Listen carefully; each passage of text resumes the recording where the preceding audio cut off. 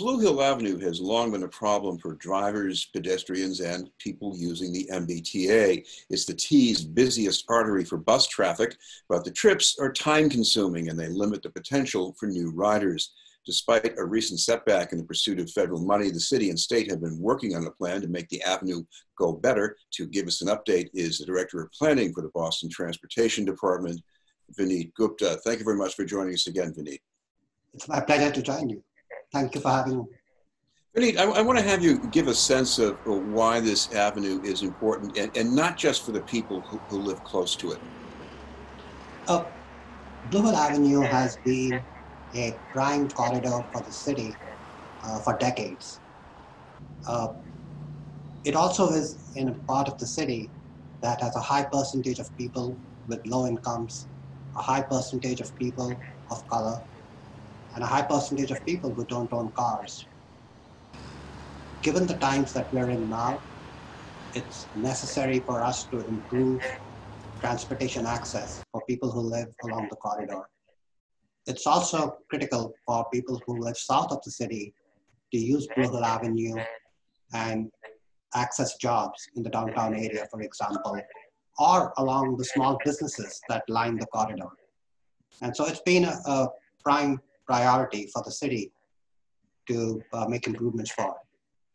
Well, I'm sure you were unhappy to hear about the city not being able to get federal money for this. I should say the city and the state. But how much does that change the course of action? Absolutely. We were extremely disappointed that the federal government rejected our application for funding, given the importance of the corridor. But the city remains extremely committed to moving forward and seeing changes on Blue Hill Avenue. And we are working with the MBTA to find the right mix of state and city funding to make these improvements. Now, in the meantime, for the short term, we are already making change. For example, all the crosswalks have seen new paint. We have an arts program with local youth to paint murals along the street. And we're making other kind of spot improvements along the corridor to make it easier to cross the street. What about some of the problems with this avenue that have bothered people for a long time? I think one is how long it takes to have a bus trip go from, let's say, Mattapan Square eventually to maybe Nubian Square or Ruggles Station. It says that it takes as long as 55 minutes. Is it really that slow? Yes, it's buses are in mixed traffic and there are delays along the corridor. And you're right, residents in Mattapan have the longest commute to work compared to any other neighborhood in the city. This is the reason why we're so focused on providing bus priority for this corridor. In other areas of the city where we have provided bus lanes, we have seen improvements in bus travel times as much as 25%. Most recently on Washington Street has seen the Silver Line's 15% improvement in travel time.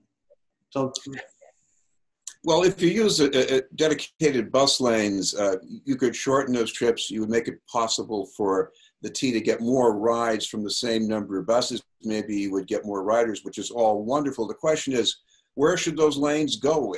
Toward the edge of the avenue or in the middle of the avenue? We discussed all those options, whether we should have them on the edge or in the middle or some combination thereof. And the feedback that we got after a year-long process with the community is to put them in the center. Center bus lanes have nationally proven to be the best design solution. There's less double parking in bus lanes. It's easier to make turns at intersections. And the platforms are independent of the sidewalk. And so that helps a lot in making sure that the buses don't get stuck in traffic. What are you going to do about bike riding? Because I think there's a growing demand for something to accommodate people in the neighborhoods in a safe way. Is that part of the plan too? Thank you for asking that question. Providing protected bike lanes is part of the concept design. So not only will we have exclusive bus lanes, but we'll also have exclusive bike lanes on the edges of the road against the sidewalk. And these lanes will be designed to make them stress-free so that families can feel safe and comfortable riding bikes in them. I want to ask you about one other part here, not the least of it maybe, is all the motor vehicle traffic. I remember decades ago, people said this is the Blue Hill Avenue Speedway. They drove fast, people got hit. I was out there 6 o'clock one evening not too long ago. It was pretty much the same, except louder with more motorcycles. I mean, can you have that? It's I'm smiling, but it's a serious issue, and particularly with the experience that we have with COVID, with traffic volumes having gone down significantly, people tend to speed. And so providing the bus lanes and providing bike lanes will actually put Blue Hill Avenue in what we call a road diet. In other words, people traveling in cars will have to travel slower because of the physical design.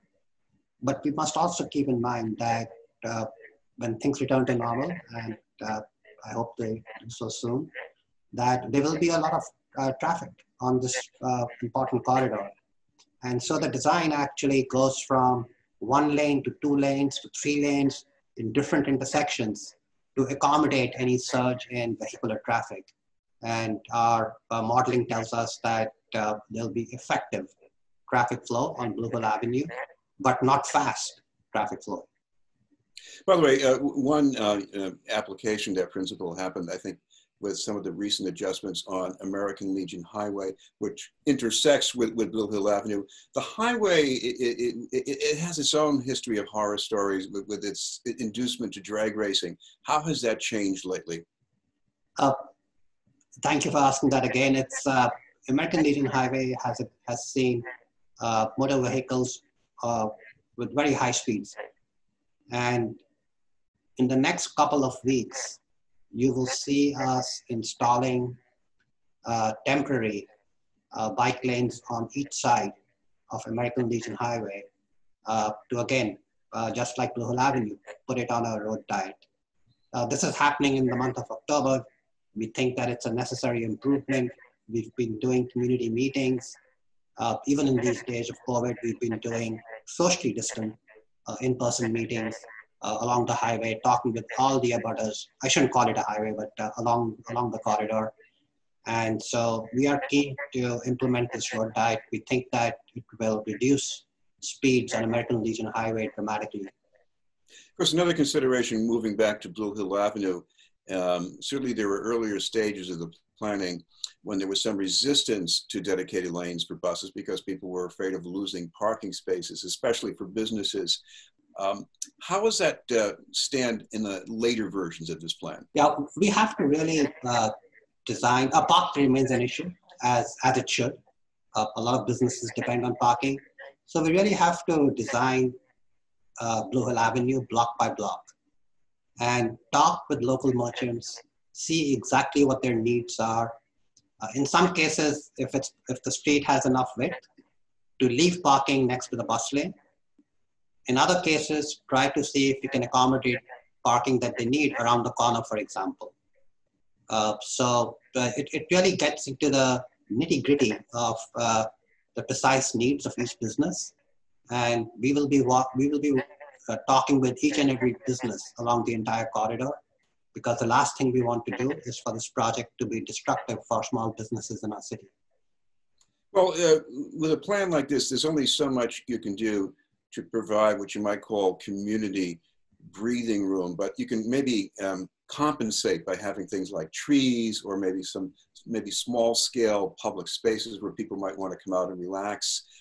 Is that part of the plan? Exactly.